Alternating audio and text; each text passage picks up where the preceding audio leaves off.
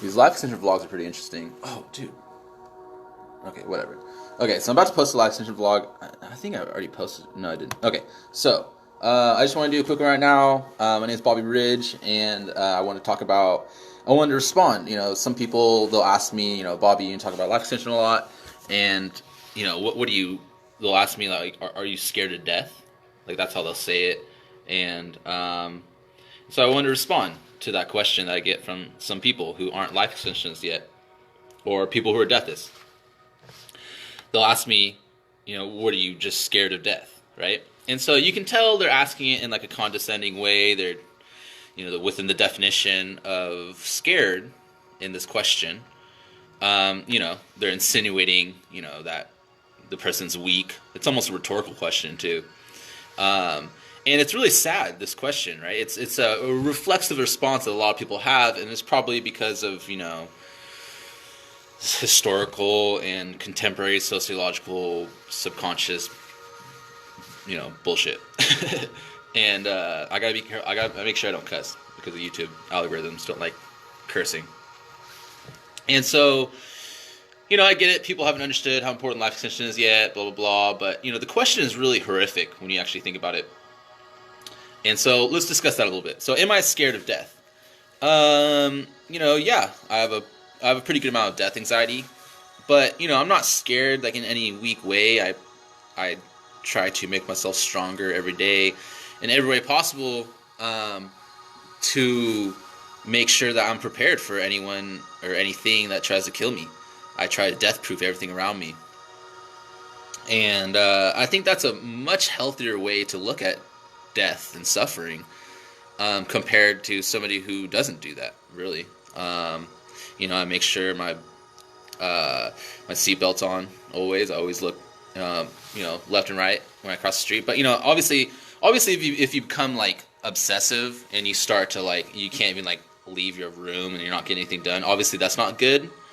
That's not a healthy fear of death, but a life extensionist death anxiety and being scared of death, that's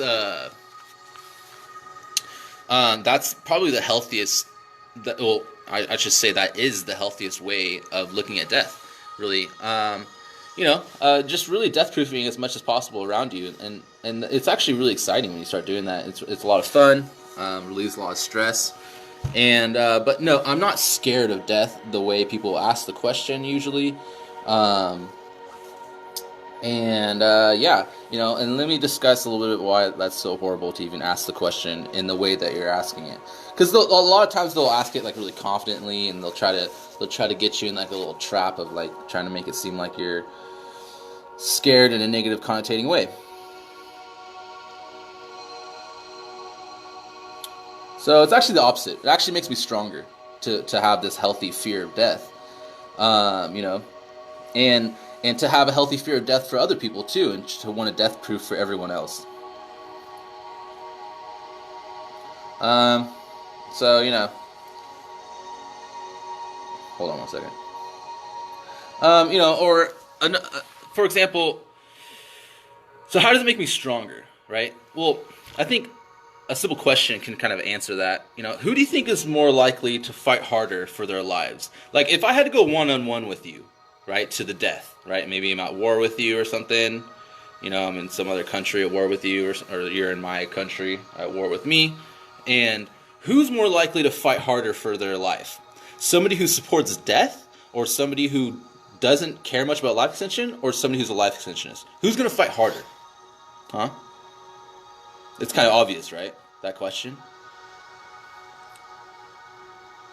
We will defeat any deathist who are extreme deathists, really. It's just inevitable, right? Because we're too passionate, right? And so, dang, that's some scary stuff to talk about. I'm not gonna lie. So, who's gonna work smarter, right? Who's gonna be healthier? Who's gonna be a happier person? Who's gonna care more about life and about other people around them? A life extensionist or somebody who supports death? I mean, it's kind of obvious, right? But to a lot of people, it's not obvious, huh? right? It's not obvious to a lot of people for some reason. How is this not obvious? I don't know why. There's reasons, I'm sure. Who's more likely to be a corrupt person who wants to burn fossil fuels so that their children can't breathe properly? A life extensionist or a deathist, right? If some person who's making a lot of money off of burning fossil fuels, they have a bunch of children and they're a life extensionist, we change them into life extensionists, dude, they're gonna change. They're more likely to change their mind, right? Because if they know they have to live with us, they know that everyone's gonna know what they've done wrong, and they know they're going to live with everyone forever. They know everyone's going to know what they've done wrong. And they're decreasing their chances of living longer because they're polluting the air, right? Who's more likely to do that? A deathist or a life extensionist? Come on, okay? See, so the answer is really obvious, right? A life extensionist is obviously going to work harder. They're going to work smarter. They're going to make sure everyone's healthy around them. Okay, a true life extensionist.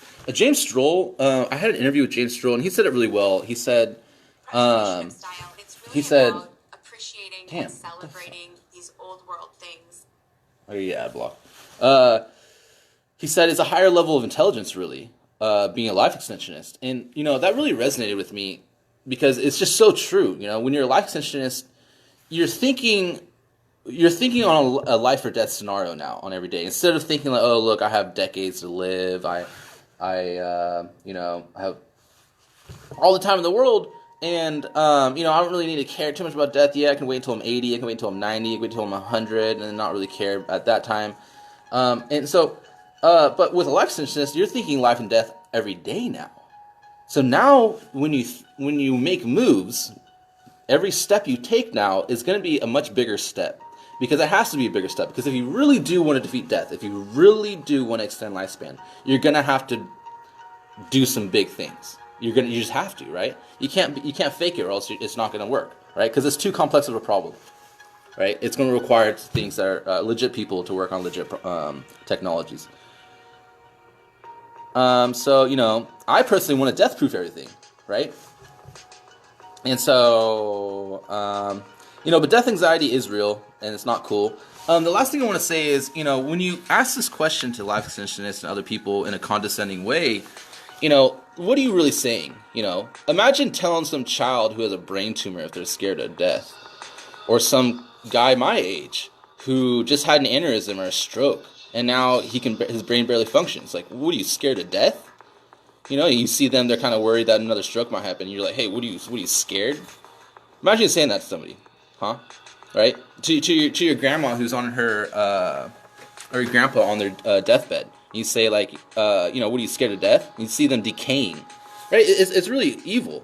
It's really horrible to say something like that to that person, and to really to say it even behind scenes and stuff, or to a life extensionist who thinks about these things all the time, who's passionate about trying to keep these people alive, who wants to defeat their death and their suffering, right? And you say it in a condescending way. So am I scared of those people dying? Like, yeah, I'm fucking scared of them dying.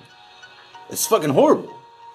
I don't want to see these people suffering, dude. I don't want to see my own family members and my friends suffering, and dying. I don't want to fucking see that shit, dude. Yeah, I'm scared for them. I'm fucking terrified for them. But it's healthy. It's not in some like condescending way. It's not it's not weak. It's much stronger than you can even that you'll be lucky to be able to experience this level of passion.